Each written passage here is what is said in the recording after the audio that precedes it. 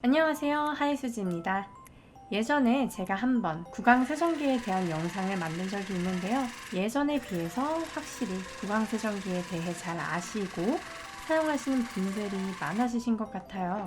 오늘은 보다 더 구강세정기를 사용하는 방법과 사용해야 하는 이유, 그리고 구강세정기의 장단점에 대해 이야기해보는 시간을 가져보도록 할게요. 우선 오늘 전반적인 설명을 도와줄 모델은 바로 이 구티 구강세정기예요. 사실 제가 유튜브 광고를 올해는 받지 않고 있는 상태인데, 구티에서는 이 제품 홍보가 아니라 치과 위생사로서 사람들의 구강관리를 도와줄 수 있는 컨텐츠 제작을 바란다 라고 연락이 와서 이 제품을 지원받고 구강관리 방법에 대한 영상을 제작하기로 했습니다. 구강세정기는 요즘 모두 다 알고 계시죠? 쉽게 이야기하자면 수압을 이용해서 구강 내에 남아있는 음식물 찌꺼기와 플라그를 함께 청소해주는 세정기라고 말할 수 있어요.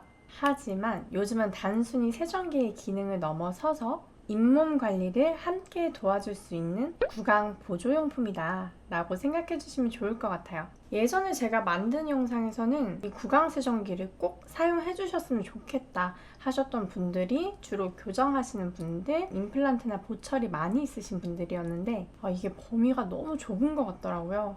저는 치과 위생사고 여러분들에게 구강 관리 방법에 대해 알려드린다 라는 사명을 가지고 있는 사람이라 제 스스로도 관리를 잘한다고 생각하는 편이고, 이 구강 건강에 대한 자부심이 꽤 많은 편인데, 아무래도 스트레스를 많이 받거나 면역이 떨어지거나 술을 마시거나 피곤하면 저도 잇몸이 붓고 치실이나 구강 세정기를 사용을 하면 피가 날 때도 있더라고요. 그래서 잇몸 질환이 진짜 만성 질환이구나, 잇몸은 절대 완치가 없고 계속 케어가 필요한 까다로운 친구구나 다시 한번 깨달았어요. 결국은 구강 세정기는 누가 써야 하는가? 교정 중인 사람, 보철 치료를 많이 한 사람, 임플란트를 한 사람, 잇몸이 약한 사람, 이분들은 꼭 필히 써야 하시고, 더 나아가서 본인의 잇몸이 건강하다 라고 생각하시는 분들도 꾸준히 관리를 해주시는 것이 좋습니다. 저도 매일 자기 전 샤워할 때 구강 세정기를 꼭 사용을 하고 자는데 확실히 더 잇몸이 좋아진 것 같아요. 구강 세정기를 올바르게 사용하는 방법에 대해 알아볼게요. 사용하는 방법에 앞서서 구강 세정기는 보통 3가지의 수압 방식을 사용합니다. 일반 수압, 듀얼 분사, 맥동 수압, 이 3가지의 방식을 주로 사용하는데요. 첫 번째, 일반 수압은 대부분의 구강 세정기가 사용하고 있는 분사 방식이에요. 일반 샤워기처럼 일자형으로 수직 낙하하는 형태의 방식이에요. 이게 힘은 좋은데 좀 섬세한 세정은 부족하다라는 단점이 있어요. 두 번째, 듀얼 분사는 물과 공기가 함께 나오는 분사 방식이에요. 이건 저도 써봤는데 잇몸을 팡팡 두드리는 힘이 좋아요. 하지만 이물질 제거에는 조금 아쉬울 수 있어서 잇몸이 좀 많이 약하신 분들이나 어르신들이 쓰시면 좋은 수압 방식입니다. 마지막으로 맥동 수압인데요. 일반 수압의 업그레이드 버전으로 생각해 주시면 좋을 것 같아요. 쉽게 말하면 일반 수압의 스타카토 버전이랄까? 일정 시간을 두고 탁탁 힘있게 쳐주는 방식이고요. 이물질 제거에도 좋고 잇몸 자극에도 효과가 좋아요. 하지만 처음 사용할 때는 이 탁탁 두드리는 느낌에 좀 놀라실 수도 있어요. 구강 세정기는 제품마다 다를 수는 있는데 기본적으로 충전을 해서 사용을 합니다. 그렇기 때문에 당연히 충전이 먼저 되어야겠죠?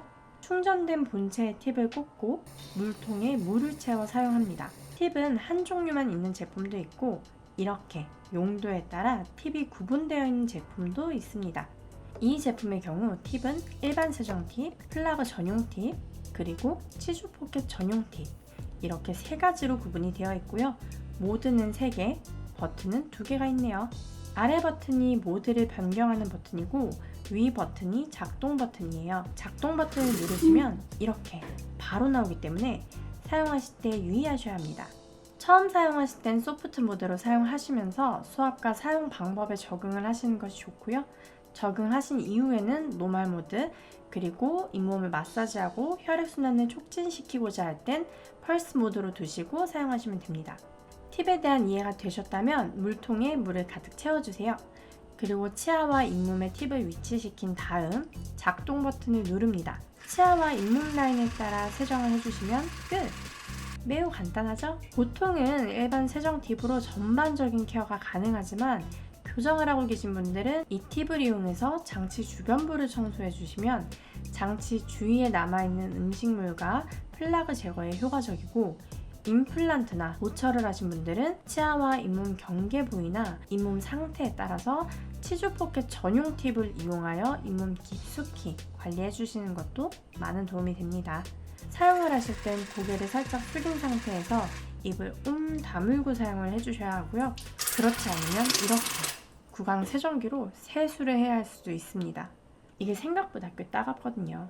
잇몸이 꽤 단단한 조직이라는 걸 다시 한번 깨달았어요. 구강 세정기의 장점은 앞서 말씀드렸던 그 모든 것들이 될 수 있을 것 같아요. 칫솔이 닿기 어려운 부분들을 청소해주고 더불어 잇몸 마사지 효과까지 가져갈 수 있고요. 요즘은 한번 충전하면 꽤 오랫동안 사용 가능하기 때문에 충전에 대한 번거로움도 없습니다. 그리고 물이 닿아도 상관이 없어서 저도 그냥 샤워실에 두고 사용을 하고 있어요. 반면에 단점은 휴대용으로 잘 들고 다니시는 분들도 분명 직접 뵀는데 아직까진 어느 정도 휴대를 하기엔 크기에 대한 부담이 없지 않아 있는 것 같아요. 실제로 휴대가 좀 편한 사이즈의 제품들은 물탱크 용량이 또 부족하더라고요. 이건 구강세정기의 영원한 숙제가 아닐까 싶습니다. 간혹 구강세정기를 쓰면 칫솔질은 안 하고 구강세정기로 다 해도 되나요? 라고 생각을 하시는 분들이 있으신데 그건 절대 안 돼요. 구강세정기는 구강 보조용품이지 절대 칫솔질을 대체할 수 없습니다. 우리가 세면대에 물때가 낄 때 그 물때를 결국 솔로 문질러야 제거가 되지, 약재만 뿌리고 물만 뿌린다고 해서 완벽하게 제거되진 않잖아요. 똑같은 원리예요. 마지막 작은 팁을 드리자면 약간 따뜻한 물을 이용하시면 사용하실 때 더욱 민감하지 않게 편하게 사용하실 수 있습니다. 오늘 영상은 여기까지고요. 잇몸 건강에는 완치가 없습니다. 계속 꾸준히 관리하시면서 정기적으로 치과에 가시는 것 잊지 마세요. 하이수지였습니다. 안녕!